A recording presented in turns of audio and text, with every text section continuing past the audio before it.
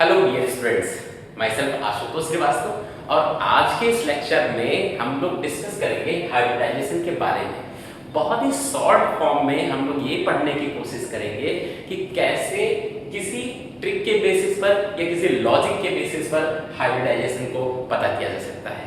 जिसमें सबसे पहले हम लोग एक बात समझ लेंगे बच्चों कि हाइब्रिडाइजेशन के लिए सबसे जरूरी चीज है उस कंपाउंड में लोन पेयर और बॉन्ड पेयर का पता होना।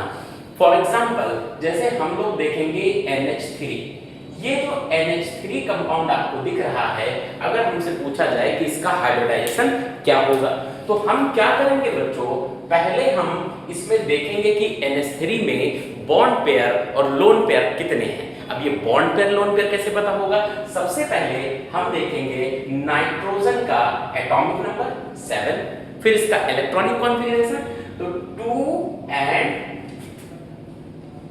5, यानी आप नोटिस करो तो इसका जो बैलेंस आ रहा है बेटा वो 5 आ रहा है। तो आप जब नाइट्रोजन को देखोगे तो नाइट्रोजन के पास बैलेंस मिलेंगे 1 2 3 4 and 5। अब आप नोटिस करो कितने हाइड्रोजन कनेक्टेड हैं, 3, तो आप 3 हाइड्रोजन को यहां कनेक्ट कर सकते हैं। ये आपने 3 हाइड्रोजन को यहां कनेक्ट कर दिया। अब आप इसमें देखो ये जो दिख रहे हैं बेटा ये बॉन्ड पेयर है। ये क्या है? ये बॉन्ड पेयर है। तो बॉन्ड पेयर और लोन पेयर क्या होता है? लोन पेयर मतलब 2 इलेक्ट्रॉन का सेट। ये एक लोन पेयर है और ये बॉन्ड पेयर है। तो हमें यहाँ बॉन्ड पेयर मिल गए 3 और लोन पेयर मिल गया 1।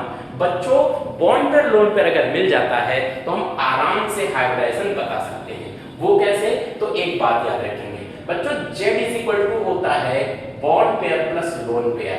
अगर Z 2 आ जाए तो sp होता है, 3 आ जाए तो sp2 होता है, 4 आ जाए sp3 होता है, 5 आ जाए sp3d होता है और 6 आ जाए तो sp3d2 होता है। अब इस बेसिस पे हम लोग कर सकते हैं। अब आकर के देखते हैं यहाँ पर Z की वैल्यू क्या आएगी। तो बच्चों Z Bp and plus Lp।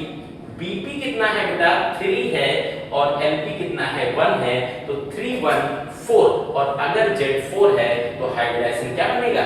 sp3 बनेगा। क्या बनेगा? sp3 बनेगा। क्या बनेगा बच्चों?